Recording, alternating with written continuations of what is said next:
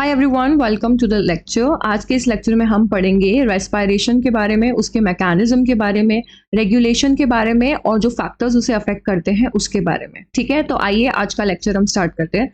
सबसे पहले बात करते हैं इंट्रोडक्शन की। तो रेस्पिरेशन होता क्या है? रेस्पिरेशन एक बायोलॉजिकल प्रोसेस है जिसमें लिविंग ऑर्गेनिजम्स जो फूड के थ्रू उन्हें ग्लूकोज मिलता है, glucose is basically energy, carbohydrate, ठीक है, उसको फूड में से कार्बोहाइड्रेट को, ग्लूकोज को फूड में से निकाल के उसको एनर्जी में कन्वर्ट करता है। बेसिकली रेस्पिरेशन हम उसी को बोलते हैं। मैं रिपीट कर रही हूँ, रेस्पिरेशन एक बायोलॉजिकल प्रोसेस है जिसमें लिविंग ऑर्गेनिजम्स ग्लूकोज को किस में कन्वर्ट कर देते हैं? एनर्जी में। ये ग्लूकोज कहाँ से आया? जो फूड इंसान खा रहा है उसके अंदर ग्लूकोज तो होगा ही ना, उसके थ्रू आ रहा है। This energy is used to power all the activities of the cell like growth, repair, movement and maintaining body temperature. इस एनर्जी को अपन कैसे यूज कर सकते हैं? कोई भी सेलुलर एक्टिविटीज करने के लिए, जैसे ग्रोथ हो रही है बॉडी के अंदर, कुछ रिपेयरेंस चल रही है, कुछ बिगड़ गया है, कुछ सुधार हो रहे हैं, किसी भी तरीके का मूवमेंट करना है या बॉडी टेम्परेचर मेंटेन करना है, हर चीज में एनर्जी लग रही है। ठीक है, अब देखो रेस्पिरेशन दो मेन तरीके के होते हैं। कौन कौन से, वो हम पढ़ लेते हैं। उससे पहले हम ये देखेंगे कि लंग्स का और आपके रेस्पिरेशन का बेसिकली डायग्राम क्या होता है। रेस्पिरेशन में आपके मेन ऑर्गन्स जो होते हैं वो लंग्स इन्वॉल्व होते हैं, उनके साथ साथ में सपोर्टिंग ऑर्गन्स भी होते हैं। क्या क्या होते हैं? सबसे पहले लैरिंग्स होता है, फिर फेरिंग्स होता है। लैरिंग्स फेरिंग्स तो आपको पता ही है। उसके बाद में ट्रैकिया आता है, ट्रैकिया को हम विंड पाइप बोलते हैं। उसके बाद में आपके आते हैं लंग्स। ये वाला आपका है लेफ्ट लंग, ये वाला आपका है राइट लंग। ठीक है, ये तो आपको पता ही है ना, आपका लेफ्ट राइट है, राइट लेफ्ट है। उसके बाद में ये आउटर मेम्ब्रेन को प्लूरल मेम्ब्रेन बोलते हैं। इसके अंदर प्लूरल फ्लूइड होता है। ये छोटे छोटे ब्रांचेस है, इसको ब्रोंक्यूल्स बोलते हैं। इनके अंदर और छोटे छोटे ब्रांचेस होती है जिसको हम एल्वेलाई बोलते हैं, जो कि एयर सैक है। मतलब आपके ऐसे छोटे छोटे पाउचेस हैं जिनके अंदर मेन ऑक्सीजन का एक्सचेंज, गैसेस का एक्सचेंज होता है। ठीक है, ब्रोंकाई आती है, फिर ब्रोंक्यूल्स आते हैं, उसके बाद में आपके एल्वुलाई आती है। तो इस तरीके से कुछ स्ट्रक्चर होता है। अब हम बात करते हैं दो तरीके के रेस्पिरेशन कौन कौन से होते हैं। सबसे पहले होता है एरोबिक रेस्पिरेशन, दूसरा होता है एनारोबिक रेस्पिरेशन। क्या फर्क है? जिसमें ऑक्सीजन की रिक्वायरमेंट हो उसको एरोबिक रेस्पिरेशन बोलेंगे, जो कि मोस्टली आपके प्लांट्स, एनिमल्स और ह्यूमंस के अंदर यही होता है।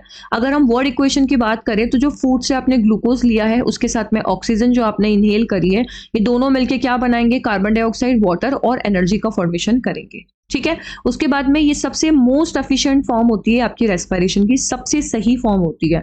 दूसरी आपकी आती है एनारोबिक रेस्पिरेशन। एनारोबिक रेस्पिरेशन का मतलब होता है जिसमें ऑक्सीजन की रिक्वायरमेंट नहीं होती है। कुछ कुछ ऑर्गेनिजम्स में होता है and during intense exercise in muscles, या फिर तब होता है ये जब बॉडी में बहुत ज्यादा एक्सरसाइज कुछ हो रही है और मसल्स मूवमेंट बहुत ज्यादा हो रहा है और इंटेंस आपको बहुत ज्यादा एनर्जी की रिक्वायरमेंट है, तब एनारोबिक रेस्पिरेशन हो सकता है।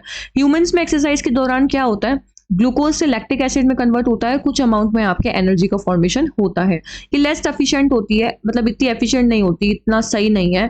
और इससे क्या होगा? मसल्स फटीक हो जाएगी, मतलब मसल्स आपकी वीक हो जाएगी, मसल्स टायर्ड हो जाएगी काइंड ऑफ। ठीक है, उसके बाद में हमने दो तरीके के रेस्पिरेशंस पढ़े, एरोबिक और एनारोबिक। उसके बाद में हम एरोबिक रेस्पिरेशन का मैकेनिज्म देखेंगे कि काम कैसे करता है। ये 20 मार्क्स में क्वेश्चन आया हुआ है आपकी। ठीक है, एरोबिक रेस्पिरेशन क्या होता है? Aerobic respiration involves the complex breakdown of glucose in the presence of oxygen to release energy. इसमें क्या होता है कि ग्लूकोज का कॉम्प्लेक्स ब्रेकडाउन होता है, मतलब बहुत ज्यादा ब्रेकडाउन होता है और कंप्लीट ब्रेकडाउन होता है। C6H12O6 आपके ग्लूकोज का फॉर्मूला है। ग्लूकोज का ब्रेकडाउन होता है आपके ऑक्सीजन की प्रेजेंस में, जिससे एनर्जी रिलीज होती है और हमारी बॉडी उसको यूज करती है। इसके 4 स्टेजेस होते हैं।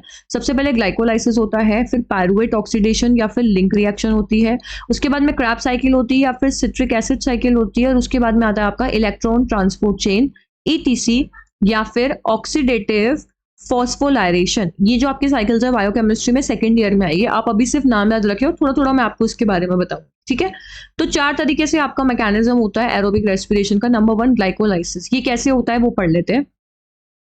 लोकेशन होता कहाँ पे? आपके सेल के साइटोप्लाज्म में। ऑक्सीजन की रिक्वायरमेंट होती है कि नहीं होती? ये एक एनारोबिक स्टेप है, मतलब जिसमें ऑक्सीजन की रिक्वायरमेंट नहीं होती। इसमें होता क्या है?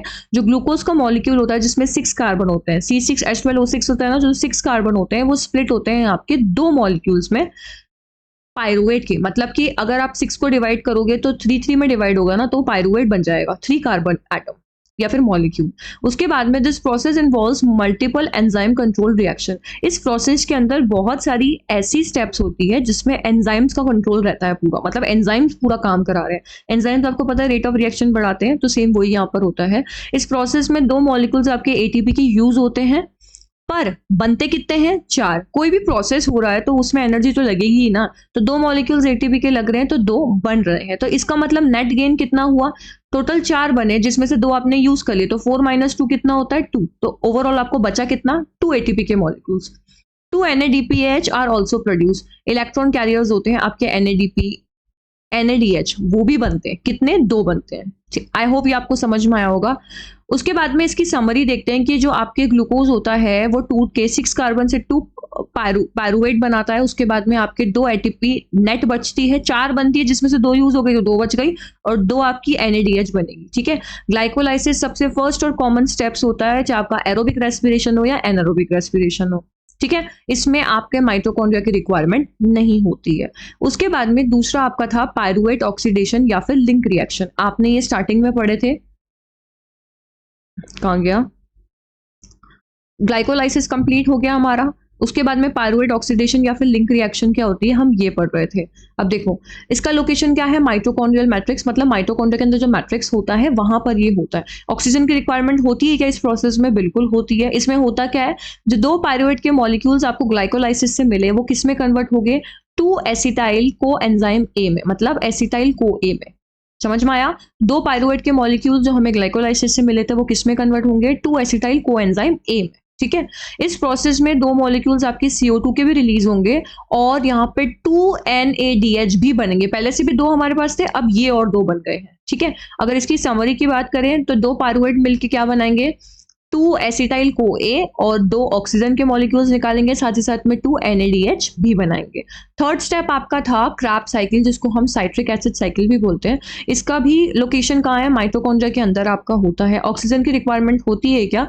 तो इनडायरेक्टली होती है। इसके अंदर ETC की नीड होती है ऑक्सीजन के लिए। ठीक है, मतलब ETC को ऑक्सीजन की नीड होती है। अब इसमें होता क्या है, each acetyl co A enters in the cycle. अब जो आपके पास में 2 एसिटाइल को ए बने वो दोनों ही एक साइकिल के अंदर आएंगे, combine with a 4 carbon molecule. और किससे कंबाइन होंगे? 4 कार्बन मॉलिक्यूल से, जिसको हम क्या बोलते हैं? Oxalo acetate.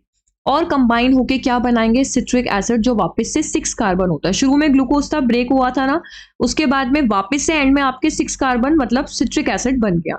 अब साइकिल में बहुत सारे स्टेप्स होते हैं। जो सिट्रिक एसिड बना है वो फिर से ब्रेक होता है और क्या बनाता है? 2 आपके ऑक्सीजन के मॉलिक्यूल्स, 3 NADH, 1 NADH2 बनाता है, एक ATP बनाता है पर साइकिल में। जितनी बार साइकिल चलेगी उसमें, मतलब क्रैब साइकिल जितनी बार बनेगी उसमें एक ATP का फॉर्मेशन होगा। अब हम इसकी समरी देखते हैं। पर ग्लूकोज की बात करें तो देखो 2 एसिटाइल को ए ब्रेक होगा तो क्या बनाएगा? 4 कार्बन डाइऑक्साइड के मॉलिक्यूल, 6 NADH, 2 FADH और आपके 2 ATP का फॉर्मेशन करेगा। उसके बाद में फोर्थ आपका आता है इलेक्ट्रॉन ट्रांसपोर्ट चेन, जिसको हम ETC बोलते हैं, या फिर आप इसको बोल सकते हो ऑक्सीडेटिव फॉस्फोराइलेशन। ये कहाँ पर होता है? आपके इनर माइटोकॉन्ड्रियल मेम्ब्रेन, जो सिस्टीन होती है ना, जो इनर फोल्ड्स होते हैं, उसके अंदर ये प्रोसेस होता है। इसमें ऑक्सीजन की रिक्वायरमेंट होती है क्या? तो बिल्कुल होती है। इसमें क्या होता है, जो प्रीवियस साइकिल में NADH और FADH2 बने हैं, ठीक है, donate electron to the ETC। वो अपने अपने इलेक्ट्रॉन किसको डोनेट कर देते हैं? ये दोनों इलेक्ट्रॉन कैरियर होते हैं तो अपने इलेक्ट्रॉन्स डोनेट कर देते हैं, जिन पे नेगेटिव चार्ज होता है। किसको? ETC को, इलेक्ट्रॉन ट्रांसपोर्ट चेन को। Electrons are pass along a series of protein complexes. Electron के साथ साथ एक प्रोटीन की सीरीज भी चलती रहती है। जैसे इलेक्ट्रॉन मूव करते हैं, protons are pumped into the inter membrane space creating a proton gradient. जैसे ही आपके इलेक्ट्रॉन्स मूव करेंगे तो प्रोटॉन्स आपके कहाँ पे पंप हो जाएंगे? जो इनर मेम्ब्रेन स्पेस होगी उसमें। ठीक है, this protons then flow back into the matrix to ATP synthesis. फिर वापस से ये मैट्रिक्स के अंदर प्रोटॉन कैसे आएंगे? पहले इनर स्पेस में चले जाएंगे, फिर वापस से मैट्रिक्स में कैसे आएंगे? आपके ATP सिंथेटेज के थ्रू। ठीक है, जो किसका प्रोडक्शन करेगा? ATP का। Oxygen acts as a final electron acceptor and combine with H plus to form water. Oxygen end में आपका final electron acceptor होगा, जो H plus के साथ में bind करके क्या बनाएगा? वाटर का फॉर्मेशन करेगा। इसकी समरी क्या है? पर ग्लूकोज कैसे बनेगा? यहाँ पे 10 NADH से 25 ATP बनेगी, 2 FADH2 से 3 ATP बनेगी, तो ओवरऑल अप्रॉक्स 28 ATP का फॉर्मेशन होगा। उसके बाद में आपके रेस्पायरेशन जो होता है उसका रेगुलेशन कैसे होता है? हमारी बॉडी कैसे ब्रीथिंग को कंट्रोल करती है, एनर्जी का प्रोडक्शन करती है? आपके फर्स्ट इंट्रोडक्शन और मैकेनिज्म हो चुका है। उसके बाद में थर्ड क्वेश्चन में पूछा गया था रेगुलेशन क्या होता है। Respiration must be regulated because your body doesn't always need the same amount of energy. Body में रेस्पिरेशन का लेवल मेंटेन होना इसलिए जरूरी है क्योंकि हमेशा आपकी बॉडी में सेम अमाउंट में एनर्जी काम में नहीं आ रही है। कैसे? एग्जांपल देखो, जब आप भाग रहे हो तो ज्यादा एनर्जी की जरूरत है, जब आप सो रहे हो तो कम एनर्जी की जरूरत है। तो रेस्पिरेशन को कंट्रोल करना तो जरूरी है ही ना। तो हमारी बॉडी क्या करती है, रेट ऑफ रेस्पिरेशन को हमारी नीड्स के अकॉर्डिंग एडजस्ट कर देती है। उसके बाद में सबसे पहले role of the brain, respiratory centre. हमारा ब्रेन का क्या रोल है इसमें? जो मेड्यूला ऑब्लिगेंटा आपके ब्रेन में होता है, part of the brain stem. आपके जो ब्रेन स्टेम होता है उसका पार्ट होता है मेड्यूला ऑब्लिगेंटा, जो आपकी ब्रीथिंग को कंट्रोल करता है। ठीक है, ये सेंस कर लेता है कि how much carbon dioxide is in your body, आपकी बॉडी में कार्बन डाइऑक्साइड का लेवल कितना है। अगर CO2 का लेवल बढ़ जाएगा तो ऑटोमेटिकली हमें ऑक्सीजन की रिक्वायरमेंट ज्यादा रहेगी, तो रेट ऑफ रेस्पिरेशन हमारा बढ़ जाएगा। अगर CO2 हाई है तो ब्रेन क्या करेगा, increases breathing rate to get rid of it. जब आपकी बॉडी में CO2 का अमाउंट बढ़ जाएगा तो हमारा ब्रेन क्या करेगा, ब्रीथिंग रेट को बढ़ा देगा ताकि हम CO2 से आजाद हो सके और हमारी बॉडी में ज्यादा से ज्यादा ऑक्सीजन आ सके, मतलब bring in more oxygen. Think of it as an automatic breathing manager. आप इसको ऑटोमेटिक ब्रीथिंग मैनेजर की तरफ कह सकते हो। ऑटोमेटिक क्यों? आपका कंट्रोल नहीं है, आपको नहीं लग रहा कि आप नहीं खुद से डिटेक्ट नहीं कर पा रहे हो कि यार बॉडी में CO2 ज्यादा हो गई, अब है ना O2 करनी है, तो फटाफट से ना तेज तेज सांस लेने लग जाते हैं। ऑटोमेटिकली आपकी बॉडी का जो ऑटोमेटिक मैनेजर है मेड्यूला ऑब्लिगेंटा, वो खुद करवाता है। ठीक है, जो क्या करता है, ब्रीथिंग को स्लो या फास्ट करवा देता है। उसके बाद में सेकंड आता है एंजाइम कंट्रोल ईच स्टेप। हर स्टेप पे जहां पे भी बॉडी में रिएक्शंस या कुछ भी हो रहे हैं, आपको पता है वहां पे एंजाइम प्रेजेंट है क्योंकि रेट ऑफ रिएक्शन को बढ़ाते हैं। रेस्पिरेशन बहुत सारे केमिकल रिएक्शंस के थ्रू होता है। ये रिएक्शंस आपके एंजाइम कंट्रोल करते हैं। एंजाइम्स क्या होते हैं? These are special proteins. Enzymes work only under the right condition. Enzyme को भी लेकिन काम करने के लिए अच्छा एनवायरमेंट चाहिए, जैसे कि सही टेम्परेचर, pH होना चाहिए और भी सारी चीजें हैं। एंजाइम्स वर्कर की तरह काम करते हैं हर स्टेज पे आपके रेस्पिरेशन में। इफ इट्स टू हॉट और cold, the work slows down और स्टॉप। अगर जरूरत से ज्यादा ठंड है या जरूरत से ज्यादा गर्मी है तो ये वर्कर्स काम करना या तो कम कर देंगे या बंद कर देंगे, क्योंकि हमने कहा ना टेम्परेचर, pH जरूरी है इनके काम के लिए। उसके बाद में हार्मोन्स कंट्रोल। कुछ हार्मोन्स होते हैं जैसे कि एड्रेनलिन, ठीक है, जो आपके फियर या एक्साइटमेंट में रिलीज होते हैं, ये आपकी रेट ऑफ रिएक्शन को बढ़ा देते हैं। डर में क्या होता है, कई बार सांस फूलने लग जाती है। वो क्यों होता है? बिकॉज वो हार्मोन से कंट्रोल हो रहा है ना, आपके एड्रेनलिन हार्मोन उसको कंट्रोल करता है। एड्रेनलिन आपके ऑक्सीजन और ग्लूकोज की सप्लाई को बढ़ा देता है। ठीक है, जब मसल्स को स्पेशली चाहिए रहती है, मसल्स ज्यादा काम करती है इसलिए उन्हें एनर्जी और ऑक्सीजन की नीड भी ज्यादा है। It's like hitting the turbo button और energy production during the emergency. आप ये कह सकते हो इमरजेंसी में आप एक ही बटन को बार बार दबा रहे हो तो ये रेट ऑफ रिएक्शन इसकी बढ़ जाएगी। उसके बाद में ऑक्सीजन एंड कार्बन डाइऑक्साइड का लेवल, इनका भी मेजर रोल है आपके रेस्पिरेशन के रेगुलेशन में। कैसे? If there is less oxygen like a high altitude, जैसे आप किसी चोटाई पे चढ़े गए, मतलब आप किसी माउंटेन की ना बिल्कुल पीक पे चले गए, हाई एल्टीट्यूड पे चले गए, तो वहां पे ऑक्सीजन की कमी हो जाती है ना, तो बॉडी क्या करेगी, जल्दी जल्दी सांस लेगी ताकि वो रेस्पिरेशन को कंट्रोल कर सके। आपके मरने का वेट नहीं करेगी वो। अगर बहुत ज्यादा CO2 है तो आपके ब्रेन को सिग्नल देगा कि अब आप ब्रीथिंग को बढ़ा दो क्योंकि ऑक्सीजन बहुत ज्यादा हो गई है। Oxygen and CO2 acts like traffic lights. ये ट्रैफिक लाइट्स की तरह काम करता है। The signal when to go slower और फास्टर, ये बताएगा कब फास्ट चलना है या कब स्लो चलना है। उसके बाद में energy need of the body, कि हमारी बॉडी को अगर एनर्जी की नीड ज्यादा है तो भी रेस्पिरेशन का रेगुलेशन बढ़ जाएगा। कैसे? जैसे एक्सरसाइज के टाइम पे सेल को ज्यादा एनर्जी की रिक्वायरमेंट होती है तो रेस्पिरेशन स्पीड अप हो जाता है, मतलब बढ़ जाता है।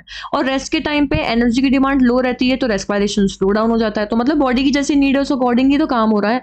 Your body adjust respiration like a car engine. आपकी बॉडी रेस्पिरेशन को कार इंजन की तरह रेगुलेट कर लेती है। More fuel when driving fast, less while idling. अगर आप खाली बैठे हो तो जरूरत नहीं है फ्यूल की, मतलब गाड़ी रुकी हुई है तो क्या फ्यूल लगेगा, भगा रहे हो गाड़ी को तो तेल ज्यादा खर्च होगा ना, वही बात है। उसके बाद में कौन कौन से फैक्टर्स है जो आपके रेस्पिरेशन को अफेक्ट करते हैं? सबसे फर्स्ट है टेम्परेचर। रेस्पिरेशन अगर कोई वार्म टेम्परेचर है तो उस पर फटाफट काम करेगा, बिकॉज एंजाइम्स वार्म टेम्परेचर पे ज्यादा अच्छे से काम करते हैं। बहुत ज्यादा हॉट है तो एंजाइम्स डैमेज हो जाएंगे और रेस्पिरेशन आपका ऑटोमेटिकली स्लो हो जाएगा या फिर बंद हो जाएगा। कोल्ड कंडीशंस में एंजाइम स्लो हो जाते हैं क्योंकि मॉडरेट हीट पे रेस्पिरेशन अच्छी रेट में होता है, लेकिन बहुत ज़्यादा ठंड हो या बहुत ज़्यादा गर्मी हो तो रेस्पिरेशन या तो ना होगा या फिर बहुत कम हो जाएगा। दूसरा फैक्टर आपका है यहाँ पे ऑक्सीजन अवेलेबिलिटी। जैसे एरोबिक रेस्पिरेशन कर रहे हैं जो ऑक्सीजन की प्रेजेंस में होता है। ऑक्सीजन हमें एरोबिक रेस्पिरेशन में चाहिए रहती है। अगर हमारे पास इनफ ऑक्सीजन नहीं है तो बॉडी एनएरोबिक रेस्पिरेशन करता है, मतलब कि लेस एनर्जी होगा पर फटीग ज्यादा होगा, चक्कर आना, सुस्ती आना, ये सब ज्यादा होगा। मोर एनर्जी है तो मतलब एनर्जी प्रोडक्शन भी बेटर होगा। एनर्जी अगर ऑक्सीजन कम है तो एनर्जी भी कम बनेगी, जिससे लैक्टिक एसिड ज्यादा बनेगा, क्योंकि आपके मसल्स में एनारोबिक रेस्पिरेशन हो रहा है ना, इसीलिए। उसके बाद में ग्लूकोज की बात करें तो ग्लूकोज आपका मेन फ्यूल होता है रेस्पिरेशन के लिए। अगर ग्लूकोज नहीं है तो बॉडी आपकी एनर्जी नहीं बना पाएगी। जितना ज्यादा ग्लूकोज होगा उतनी ही ज्यादा रेस्पिरेशन होगा, अप टू अ लिमिट, पर एक लिमिट तक होगा। ग्लूकोज हमें कहाँ से मिलेगा? फूड सप्लाई से। इनफ फूड, अगर आप इनफ फूड खा रहे हो मतलब पर्याप्त मात्रा में खा रहे हो तो गुड एनर्जी बनेगी। खाना नहीं खा रहे हो तो लो या फिर कोई रेस्पिरेशन नहीं होगा। उसके बाद में वाटर अवेलेबिलिटी की बात करें, वाटर हमारे एंजाइम्स के काम करने के लिए आवश्यक होता है, ज़रूरी होता है, और ग्लूकोज को ब्रेक करने के लिए भी ये ज़रूरी होता है। जब फूड से ग्लूकोज ब्रेक होगा तभी तो एनर्जी बनेगी। वाटर के बिना रेस्पिरेशन स्लो डाउन होगा या बंद हो जाएगा, स्पेशली प्लांट्स के अंदर।